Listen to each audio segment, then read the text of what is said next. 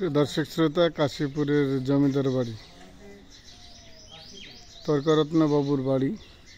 আপনারা নিশ্চয় মহেশ গল্প পড়েছেন। এই মহেশ গল্পের যেই জমিদার বাড়ি রাজাকে নিয়ে মহেশ গল্পটা শরৎচন্দ্র চট্টোপাধ্যায় রচনা করেছিলেন।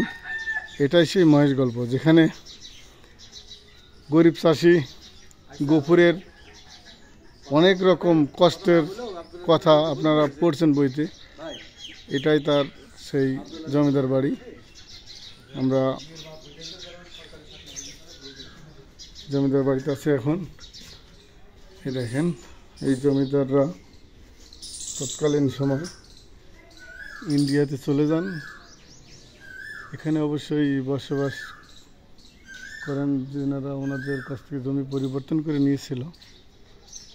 ওই পাশে আছে। আমরা নেক্সটে এই বিষয়ে পুরো ভিডিও দেব।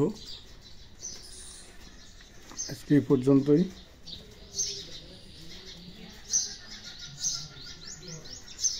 এটা কিন্তু সেই জমিদার বাড়ির বাহির অংশ। আপনারা কিন্তু দেখতে পাচ্ছেন এই প্রাচীরগুলো কিন্তু অরিজিনাল, সেই তৎকালীন আমলেই অনেক চওড়া প্রাচীর। আর এই বিল্ডিংগুলো দেখেন, এই পিলারগুলো, এগুলো কিন্তু ওই সময় নতুন করে আর করা হয়নি। তাই এই পর্যন্তই দর্শক।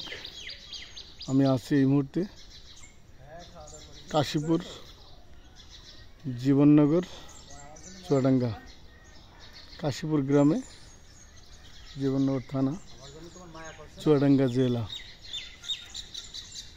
এই হলো সেই জমিদার বাড়ি।